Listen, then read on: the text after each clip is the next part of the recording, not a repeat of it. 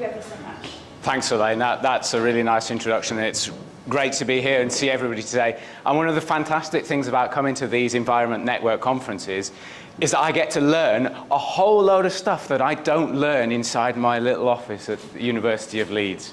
So I'm in civil engineering at the University of Leeds, but my background is maths. But I do try to incorporate some environmental microbiology, human behavioral studies, and most of all, trying to understand from what you guys are doing here today. So I want to be one of you as well. So hopefully what I'd like to talk a little bit about is to take on a little whistle-stop tour, I think, or a bit of a journey between the effect of ventilation that it has on bioaerosols, how those then deposit onto surfaces, how those surfaces potentially can become decontaminated and recontaminated, who is touching those surfaces, and what order potentially, and does that matter? And then finish off, hopefully, with a bit of a case study about room orientation and layout and how that might have an effect on potential exposure. I don't go to risk. I've always been told, don't go to risk because it's a little bit too far. So it's about exposure and basically what you pick up on your hands after touching all these different types of surfaces. So the first port of call, ladies and gentlemen, is air to surface, right? So my PhD was about how do bioaerosols in a very contained microbiology chamber, it's about half the size of this room, where do they go and how do they deposit onto surfaces? Spatial, temporal spread, right? But that's only a very small part of it. And so just imagine, hopefully, that you could see an infectious patient with, let's say, MRSA, whatever, and they're coughing out MRSA, or whatever you like. So in this particular case, I'm not all that bothered about what it is, but I want to show you what might happen over a period of time.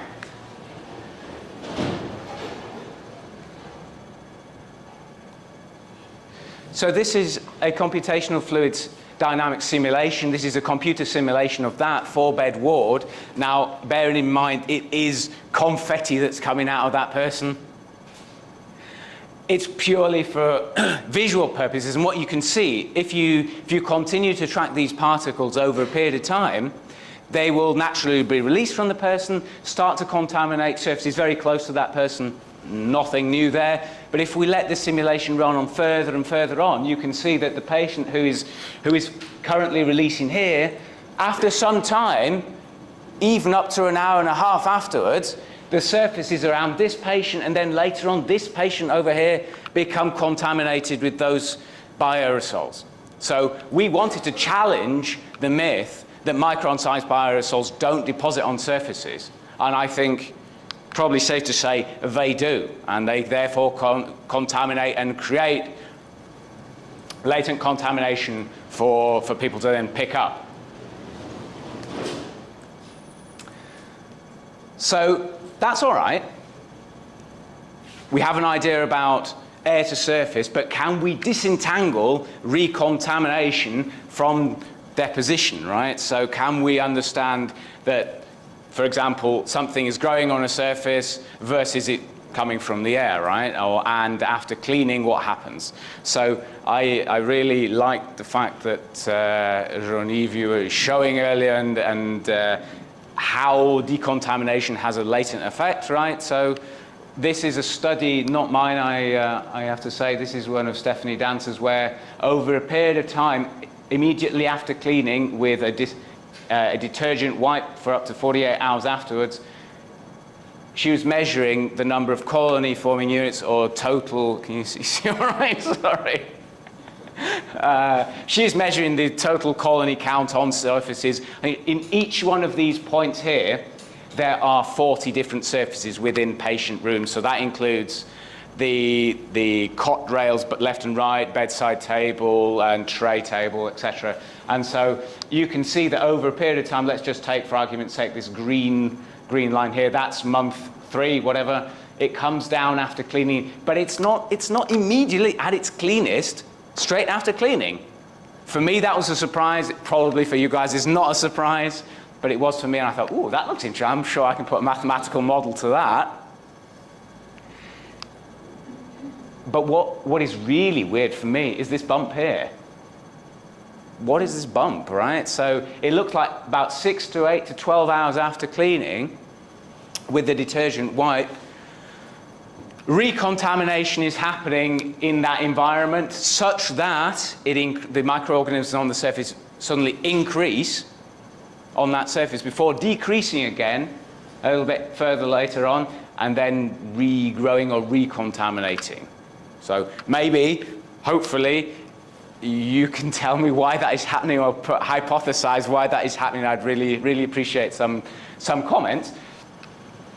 And I thought, well, okay, so far so good. How about we stick a mathematical model to this, right? So if you think about it, you can predict contamination on a surface, or contamination of something on a surface, rate of change, right?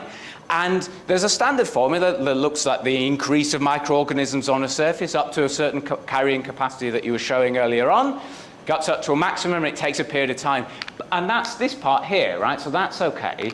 But this extra part here, which is essentially, now I just realized this is the wrong set of slides, but hey, that happens.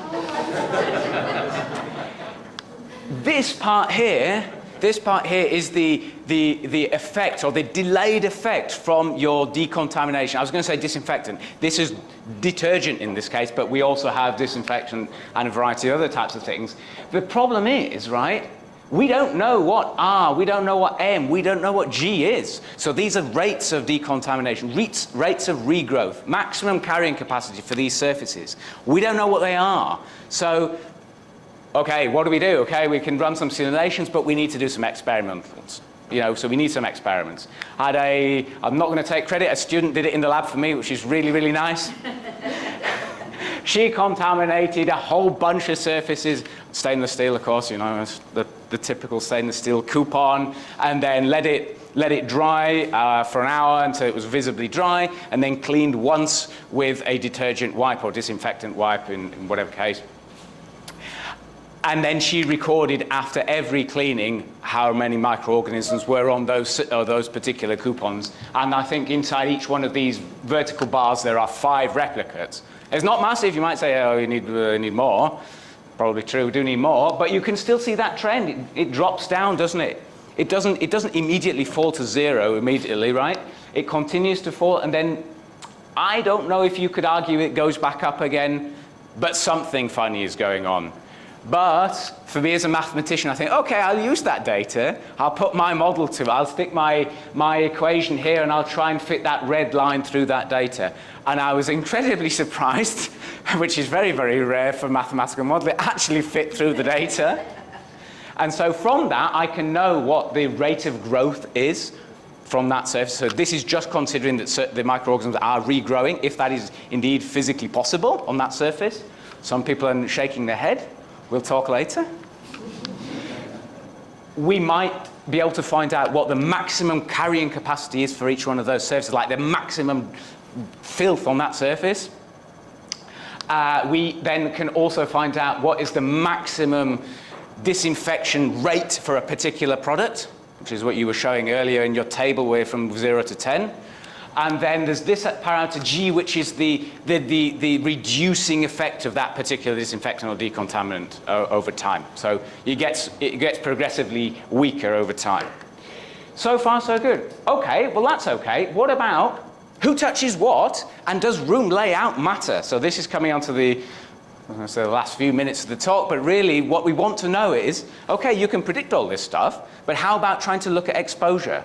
Does the layout of the room make any difference to what you might end up having on your hands if you touch a bunch of different surfaces? And so we did an observational study where I and another PhD student sat in a room for a few days, and we had a variety of different types of care done to us. And we were so appreciative of the folks actually doing that. So this type of care was mock care, right? So this is not actual care happening in this case. We had IV drip inserted and changed. We had observations taken, for example, temperature, etc. And then we had doctors around coming, and we had a particular script that we had to say, oh, we had an asthma attack, blah, blah, and they asked us about medication, etc. And we wanted to know, well, we didn't really care about what exactly they were asking. We wanted to know what they were touching, right? And because I was told that doctors always approach patients from the right-hand side, I thought, oh, right, so that actually might make a difference in terms of exposure. So they might touch more or less surfaces depending on how do they get to the patient, right? So if you imagine, the graphs here basically are the number of surface contacts, frequency, total frequency for contacts, depending on IV drip, insertion changing left versus right facing room, and then the observations in the middle, and then the doctor's rounds on the right-hand side. But what I take away from these graphs is that there is not a clear difference or a systematic difference between left and right-hand facing rooms. That if you're doing IV drip insertion, you might find that you touch a lot more surfaces if the room is left facing, i.e. that one, patient's facing to the left, no, to the right.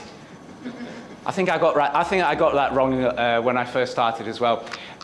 And the reason they touch more stuff is because they have to go round the patient, move the chairs out of the way, move all the personal belongings and stuff like that. So these are surfaces that we probably don't routinely measure in terms of contamination, but they might harbour microorganisms which then may pose a risk either to that patient or to subsequent patients down the line, especially if they're not doing hand hygiene. One interesting thing about it, when we compared mock versus real care, we found that in terms of mock care, less staff were doing hand hygiene before patient contact versus real care, whereas it flipped the other way around, so they like to do hand hygiene after patient contact in mock care versus real care. I don't know what that means. You can tell me what that means. Fabulous. Okay, last equation, I promise you.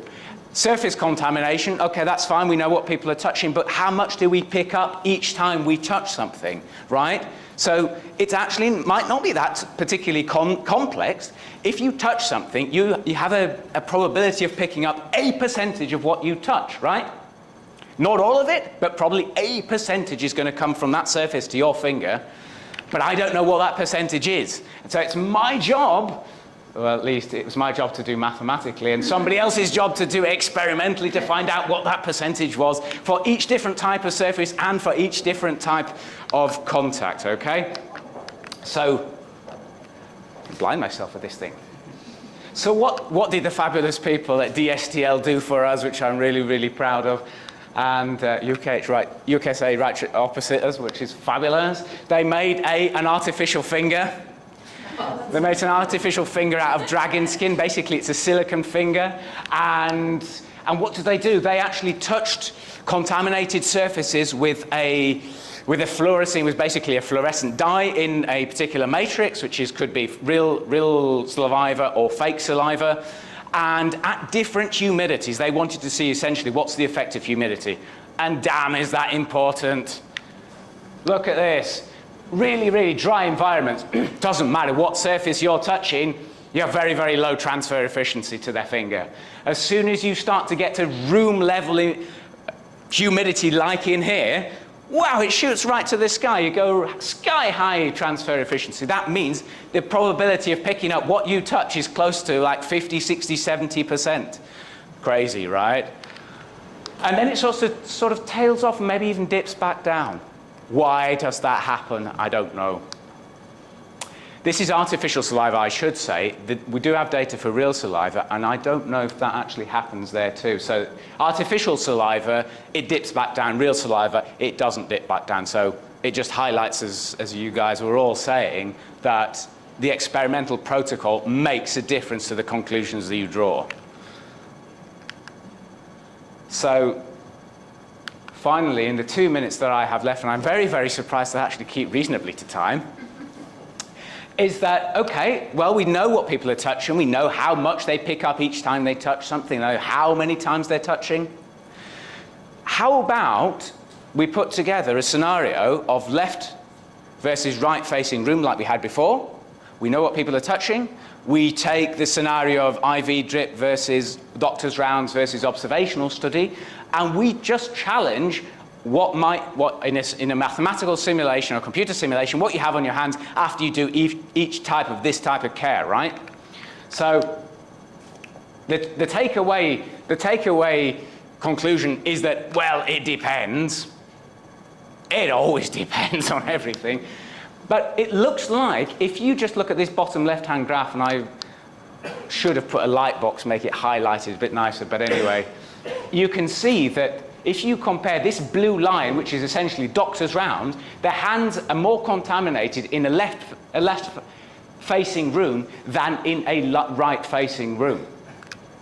Right, so that's taken into consideration. What's depositing onto surface, the orientation of the bed. It's just that the hands are more contaminated in a left case versus a right case. So this actually goes to show that estates teams play a vital role in what we do as well, doesn't it? So how they lay the beds out and how they design the hospital wards makes a difference. And what I did want to finish off with, hopefully, is a YouTube video of a real-time airflow simulation, which is essentially, I know this might look a bit slightly abstract, the doctor here in the middle has got 4 patients, and it actually has horns. Please read everything into it what you want. What is it showing? So the color is the temperature in the room. The doctor is releasing some heat off the top of their head, which everybody here has. Everybody has a little sort of candle plume on top of their head. And these green blocks are the ventilation grills. So in real time, I know this is a video, but in real time on an iPad or whatever, you could move the ventilation grill around and you could see what the effect of the airflow was based on that ventilation grill position. Like so, earlier on today, Equinix customers are among the most innovative and influential. Should have turned autoplay off. So earlier on today, I noticed you all opened the windows over here, but that causes what you call single-sided ventilation, so the airflow will only get to about here. So you open the door there, it'll go right through. So that's really useful. So in real time, you could stand in front of your, let's say you're a consultant, let's say you're a client, and you are wanting to change a design of your ward. You say, okay, I want my grills here. And then the consultant could come with this particular device, this particular app, and say, okay, well, this is the effect if you change your orientation. This is the effect if you change your room layout. And the cool thing is you can get the patient and the doctors to move around as well. So that was it from me. Thank you all very much for listening, and hopefully for your very provocative interactions later on during the discussions. Thanks very much.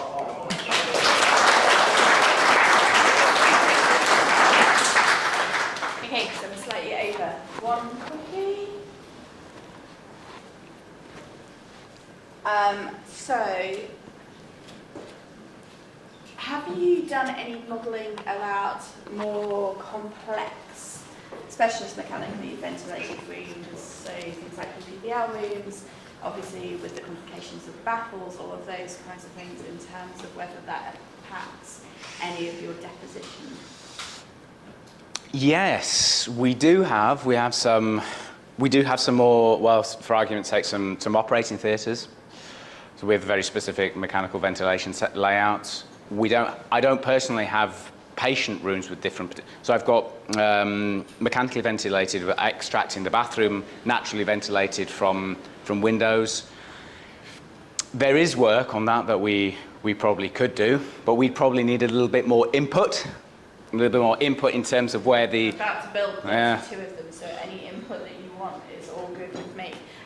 Because I don't think they're as straightforward as the HTMs lead them to believe. I think they're great engineering documents, but it would be really great if you're interested to actually think about how those room spaces actually work. Do we need to clean differently? If suddenly got like 70 litres or whatever of air coming through my lobby being pulled through into my bathroom, what does that do for my skin deposition within that space? Because it's not acting like a standard space. So if you have a highly resistant ACE and Nitrobacter in that space, should you be cleaning in a different way to the way that you do in a naturally ventilated cubicle? And I don't think the data's there on that, so that would be really interesting.